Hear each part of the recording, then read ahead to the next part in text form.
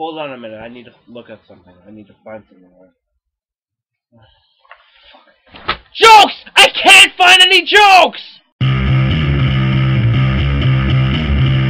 This movie has virtually no jokes whatsoever. This movie has Kevin James, Vince Vaughn, Queen Latifah, Winona Ryder, and is directed by Ron Howard. And all this movie comes up to is a lowered down piece of shit. And that's what this movie is, a lowered down piece of shit. Vaughn plays a guy who is pals with James, who he also works with. James is dating Ryder, but Vaughn catches her cheating on him with the guy from Step Up. So, instead of telling his friend about what's going on, he tells her first.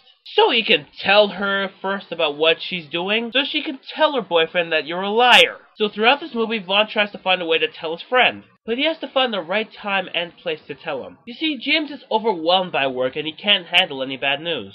And when he is ready to talk, Vaughn doesn't even tell him about the affair, while Ryder is blackmailing him if he talks. Just go with it. So instead of leaving it alone and just telling his friend, he goes to her lover's home while she's sleazing it up with them. And when she leaves, the lover beats the crap out of Vaughn. Now, before I go on with this review, I will say this.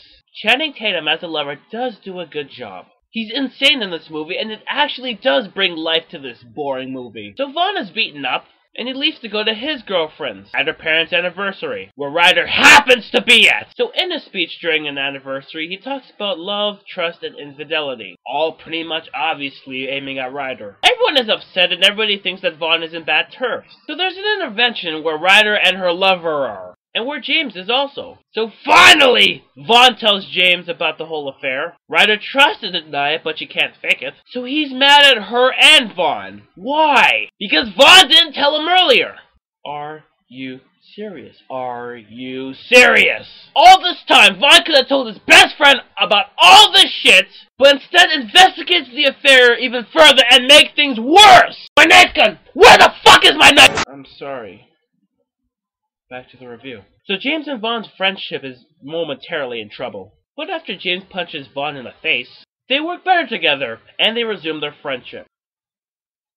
And everyone is happy again. Oh shit, Jesus. Vaughn proposes to his girlfriend, James breaks up with Ryder, and we never see her again. So we'll assume that she went back to her lover, and everything's okay again. A marriage, a breakup, that's what life is all about.